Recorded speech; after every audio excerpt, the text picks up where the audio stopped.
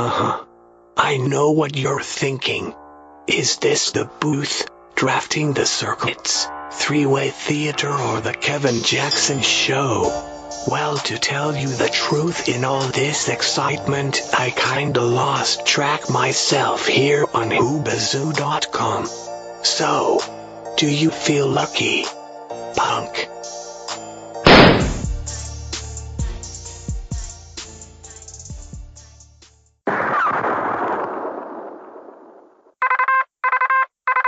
Oscar Mike Radio. Come in, Oscar Mike Radio. Sinister One, this is Oscar Mike.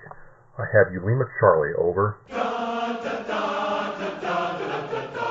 the halls of Montezuma to the shores of Tripoli, we will fight our country's battles in the air, on land or sea. First to fight for right and freedom, and to keep our honor clean. We are proud to claim the title of United States Marines.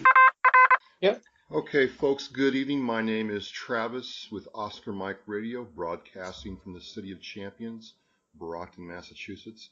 And I'm joined today by a special guest. His name is Tim Gray with the WWII Foundation. He's a filmmaker, and I'm looking forward to some cool things from him and what he's doing.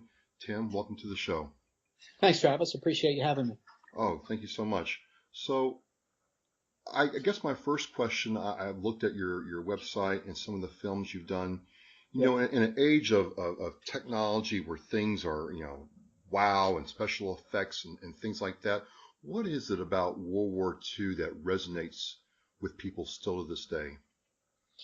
That's a good question. I think when you see shows like Band of Brothers and Saving Private Ryan and Fury with Brad Pitt, and there's still an interest in what happened between the years 1939 and 1945, and I think people look back at that time period, and to some it's romantic because it was a time when everything was clearly defined.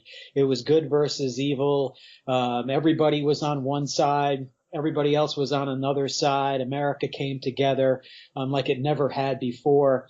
So, I think because some of these guys are still here, that we can still interact with them, that there's the attraction. And now their sons and daughters are getting interested from what they watch and what they read about World War II and what their parents or what their grandparents did. So they're still walking among us, which I think is different than a World War I veteran or a Civil War veteran or a Revolutionary War veteran. We can touch that history, so it's still there, and people are still really interested in reading about it and watching about it. So how did you get into filmmaking? How did you get your start? I was a television sportscaster actually for about 15 years, working around the country for different affiliates around the country. But World War II was always something that I had been interested in since I was a little kid, since I was about 6 years old. So when I got out of TV sports, that's when I decided I wanted to start doing films and using my journalism background to write, produce, and direct films. And that's what we did. We did our first film in 2006. And right now we're working on our 19th film right now. And along the way, we've had some really good people involved, like Dan Aykroyd and Tom Selleck and Bill Belichick, and Matthew Broderick is narrating our most recent film, and Tim McCarver, the baseball announcer, Damian Lewis. It's been quite a journey. We love what we do. The fundraising part is always the tough thing to do. Like anything else in life, we're trying to get people interested in something that happened 75 years ago and tell them why they should be interested, which is in another 10 or 15 years, most of these guys will be gone, and with them will be all these lessons of what we went through during the war and lessons we can still apply today. And so it's been a heck of a ride. I liked what I did in TV. Interviewed pretty much everyone you can think of. I covered huge events, Patriots' first Super Bowl win in New Orleans. Oh, wow. Rams, and Tiger Woods and the Orlando Magic when Shaquille and Penny led them back in the mid 1990s. So I had a lot of fun doing that, but this is just a totally different thing. It's something that's my passion, and being able to interact with these veterans is pretty incredible. So one of the things about this project that struck me is you did this with a drone. You filmed this with a drone. What was that new to you, and what were some of the challenges you encountered while you were trying to do that with a drone? The drone we've used for our last couple of films, but this is the first time we've ever done a film completely by drone. Right. So all of the video that we shot in Normandy, France, for this film, makes up all of the today video that we use in the film. And, it gives a different perspective. I mean, drone filming is really still in its infancy, and we've done it at Pearl Harbor. We were the first to put a drone up over the USS Arizona Memorial and the USS Missouri, which is there.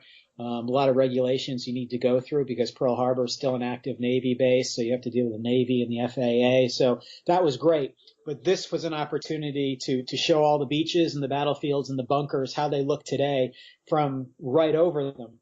And it just brought a whole new dynamic to the video and to the story. When you see it in HD, you're just like blown away when you see this type of video.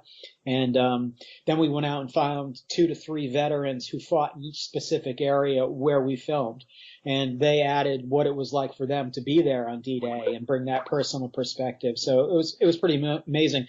But anytime you can put a drone up in the air over some place like Normandy or Pearl Harbor or even other locations, anywhere in the world, it just brings a whole new perspective. Right, and right.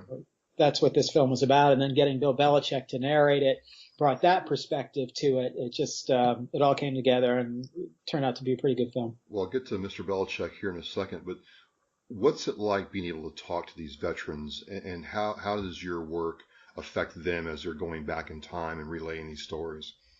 But when you talk to these guys, a lot of times these guys haven't even told their own families about the things that they went through during World War II. So sometimes we'll be interviewing a veteran in their home, and the wife will come up after, or a daughter, and say, he's never talked about this before, and it's 75 years later. And so it opens up some reservoirs of feelings and looking back in their own personal history, and maybe things that they've compartmentalized over the years and hadn't thought of, we brought back to the surface. So, it's an honor to sit down and talk with these guys, because some of them are in their mid-90s. Some of the guys we've interviewed are 105, 104, and they can't tell you what they had for lunch, but they'll tell you what foxhole they were in the Ardennes during the Battle of the Bulge, and what their buddy Sam was doing in the adjacent foxhole while the Germans were pouring through the lines. So their recollection of what they went through when they were teenagers and young men is still there. It's just a question of whether they're willing to share it, and a lot of times they're willing to share it with a total stranger rather than sharing it with their own family, because they want to protect their family from all the horrors and things that they saw during the war. It's kind of different than it is now. A lot of my buddies who are still in, they're all getting out now, but when they were in, would post regular pictures of their deployments, the challenges they went through, and aftermath of a bomb hitting. So it's a real different experience with veterans now than back then. Yeah. I mean, back, today you can tweet, you can Facebook, you can go on Instagram. I mean, you think back then, if someone died in combat, a family wouldn't find out for 2-3 months after that had happened, or the censorship was so great that you could not say, what a division you were attached to and what theater you were fighting in. I mean, everything was very vague, and the censors were really strict. So now we know everything almost instantaneously because it's a 24-hour news cycle, so you can put CNN on or Fox News or something like that. And back then, the press was working in conjunction with the government. So if the government said, don't say anything about this, generally the press wouldn't. So things have certainly changed a lot. So you've done 19 films, and I'm sure technology's changed. You're using drones now and other things. What's the next story you're trying to tell? And can you tell me a little bit about the WWII Foundation, website and what that's all about? Sure. The foundation became an official 501c3 in 2011. So we do all our fundraising through the foundation. And in 2012, we also dedicated a rather large monument in Normandy, France, recognizing American leadership on D-Day. It's about 13 feet tall, and Governor Tom Ridge was one of the keynote speakers there. Wow. So yeah, we did, and General McConville, who was the head of the 101st Airborne Division, came as well, and so we branched out a little bit and did a monument, but our real focus is preserving the personal stories of that generation, and we do that by taking these men back to the places where they actually fought. So we don't sit in a studio in Boston or Providence or something and say, tell me about the war, and mix in archival footage. We go back to these locations, whether it be Guadalcanal, Corregidor, the Philippines, Bataan, Normandy quite often, Poland, Germany, Luxembourg, Holland. So we're on the road a lot, but it brings in, it ties in what these locations are like today compared to what they were 75 years ago. So that is pretty incredible. Well, watching a couple of your film clips, it was more authentic to me than having a veteran sit there in a chair in his living room and talk about it. You could see that the veteran looking at certain places and describing pillboxes and machine gun nests. And I was drawn more into the story. It felt more like a story than a documentary or a static thing. Out of curiosity, what's it like working with the French to film over there? They're great. Really? Yeah, in Normandy especially, we've always had a great relationship with them. The French who live especially in Normandy, I mean, in Paris it's a different deal. In Paris, it's a big city, and they do appreciate what the veterans did. But when you go and film in a place like Normandy, where the actual landings took place, and especially when the veterans go back and visit Normandy, it's like you're traveling with the Beatles or the Rolling Stones. I mean, it's just they'll never pay for a meal. People come out of their homes and kiss them and thank them, and it's incredible to watch. We've never had a problem filming in Europe, and we've taken Holocaust survivor back to Auschwitz and retraced his steps during the war, and we've never had an issue with anybody, because all these people over there, I think they like to preserve their freedom. A little different in the Pacific, little more wild in the Pacific, a little more jungle. Yeah. And, guys running around with machetes, and you don't know who the headhunters still are sometimes when you're on some remote island off of the coast of the Solomons. But history's there. History is even more preserved in the Pacific because nobody removed any of the stuff. I mean, from being a Marine, I mean, the Marines in the Pacific, especially the 1st Marine Division, have this great history of Guadalcanal and Peleliu and Cape Gloucester and a lot of, but in the Pacific, all the relics are still there because nobody's removed them. I mean, Europe was cleaned up after the war, but in the Pacific, you'll walk into the jungle and there's an Amtrak, or there's a tank, or there's a crashed plane, or they're still there. Oh yeah, there's stuff everywhere. There are people are still dying from unexploded shells over there in the jungle. When the Americans moved through and the Allies moved through in Europe, afterwards things were cleaned up. But when they moved through an island in the Pacific, things were left there or dumped in a lagoon. There are jeeps that are dumped in lagoons and deuce and a halves, and there's just stuff everywhere. And you got to be careful about where you step, but it's amazing to see a family who has a small thatched hut on Guadalcanal, and in their front yard are 12 Amtraks from World War II with trees growing up through the middle of the Amtraks and chickens running around and stuff. And it's just like, it's there. It's still preserved. And, so we try and tell a story from the perspective that we try to tell a story.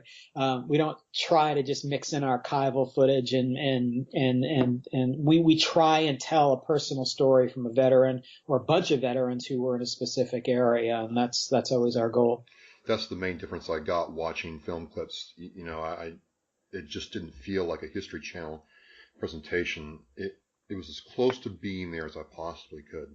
So yeah, I thought those, yeah. I think when you watch, to me, the measuring stick is still the old World at War television series. And I grew up with that as a kid. And watching that, it wasn't computer-generated graphics. It wasn't computer-generated tank battles or dogfights in the air. It was archival video footage, and it was interviews, and it was done in the 70s. So a lot of these people were still alive. A lot of the Germans were still alive. A lot of the American generals were still alive. And to me, that's always the benchmark. And it's kind of what Ken Burns does. When you watch a Ken Burns documentary, there's not computer graphics. It's more about the storytelling and more about the visuals of being in a place. And he does that so well. And I think the World at War did that so well. And all of our films air on PBS, and it's just kind of a fit more so than it is, I think, for some other channels who tell you, well, there's not enough adrenaline in your show. I mean, you're not looking for Sasquatch. You're not an ice road trucker. You're not a reality TV show. And I said, well, if you want a reality TV show, this is about as real as it gets. Guys telling you about what it was like to be in combat in World War II. And so. One of the things I'm finding is my kids are playing these, like the Battlefield 1, the Call of Duty games, and there's a real desire, and all my children watch Fury. And that led to some real conversations about what their grandfathers served on the USS Massachusetts. Their great-grandfathers were both Navy guys, served on ships. And so it was allowed for a time to talk about what life was like back then and the sacrifices they made. And so I'm really excited to show them this movie. I'm going to get a copy from you and show it to them because they want to know. I was surprised. I didn't think kids would really want to do that, but because they play the video games, they want to know. And the fact that you shot this in drone footage, my son has a drone, he can't wait to see it. So it's really exciting. Yeah, they're like that. I mean, kids, you try and teach how kids learn, and kids are very visual. And some kids only learn their first inkling about Omaha Beach is through Call of Duty. So kids don't even know that there was a real Omaha Beach until you tell them. They think it's just a video game. And then they want to know a little bit more. So when you watch Saving Private Ryan or you watch The Pacific or Band of Brothers or whatever it is, it gets the conversation moving.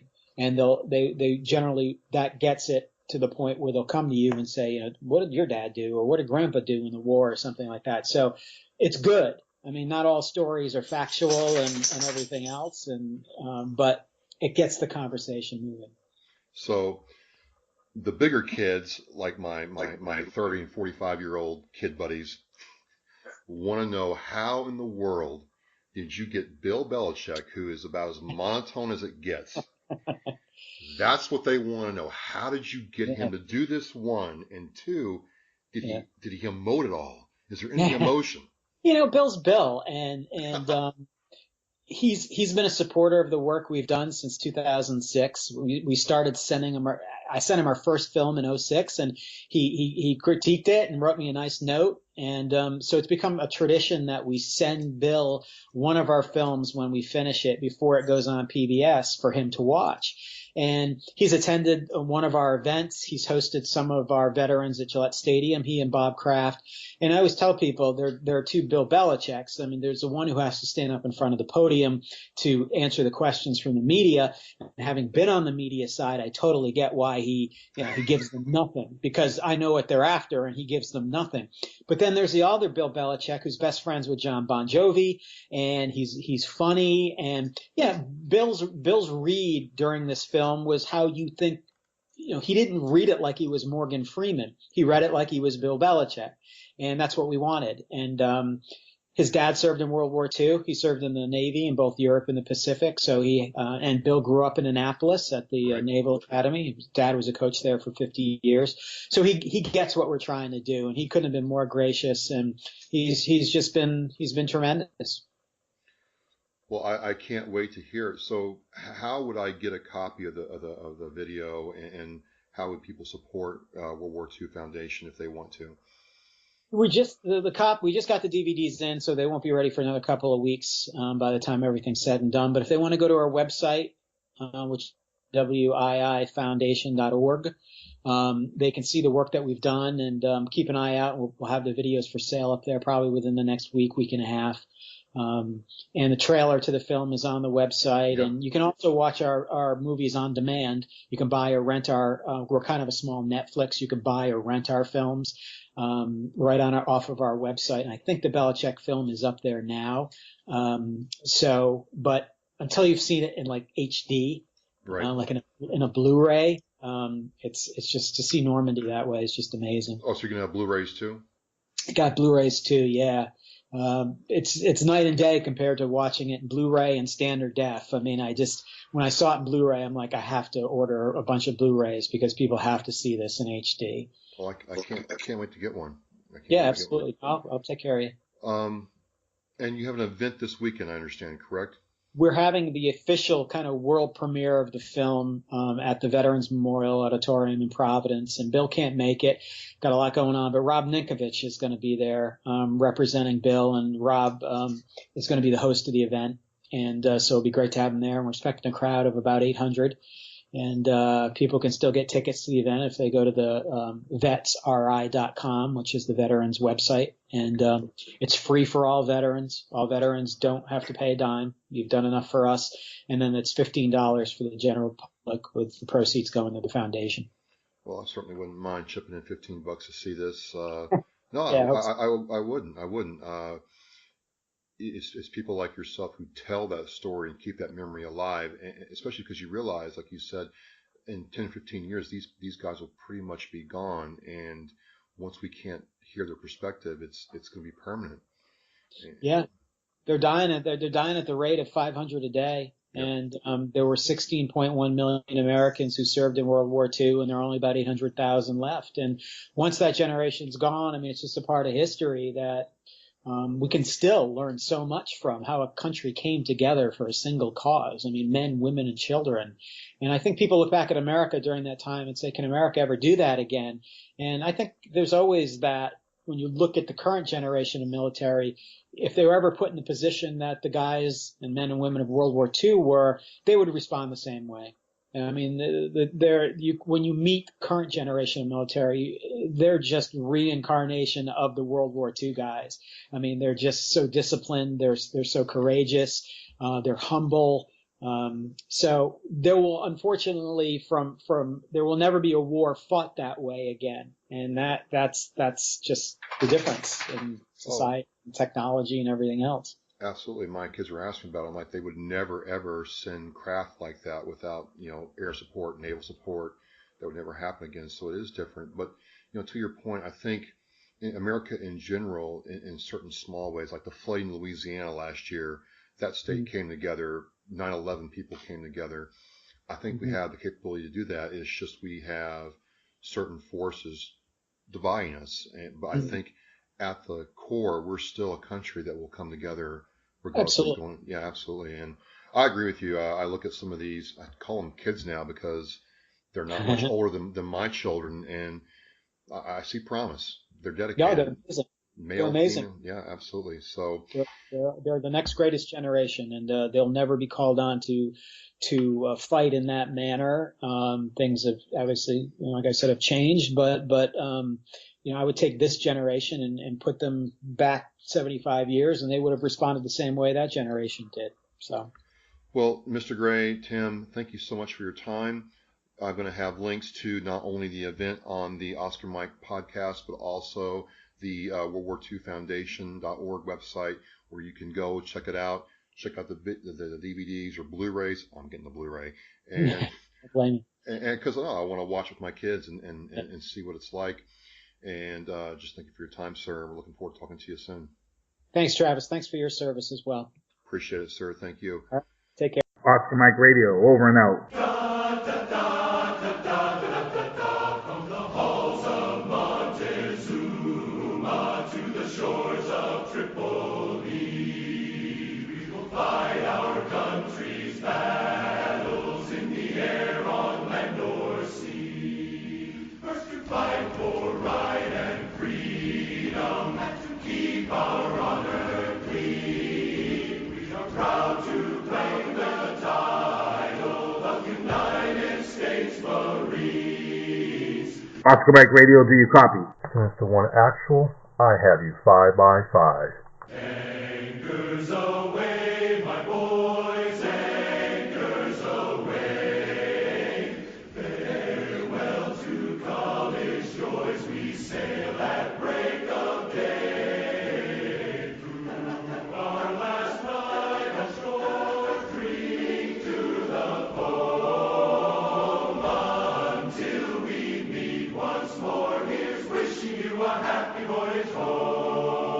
Oscar Mike Radio is en route. Copy that, Sinister One. Coming at you from the City of Champions, Brockton, Massachusetts.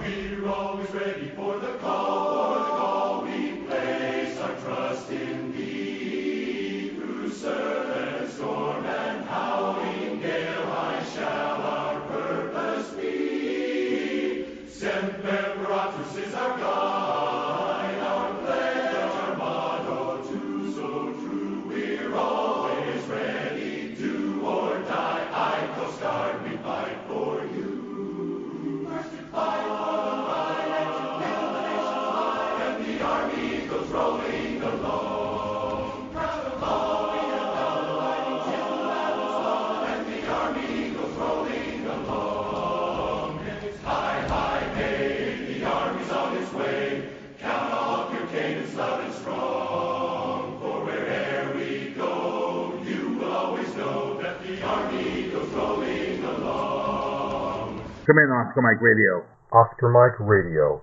veteran in action. On the move, on mission, always. Off we go into the wild blue yonder, climbing high into the sun. Here they come, soon to meet our thunder. And boys, give her the gun, give her the gun. Down we die, spouting our flame from under. On the one terrible roar, we live in flame. We're down in flame, oh, nothing can stop the U.S. Air Force. On guard at every station, protectors of our nation.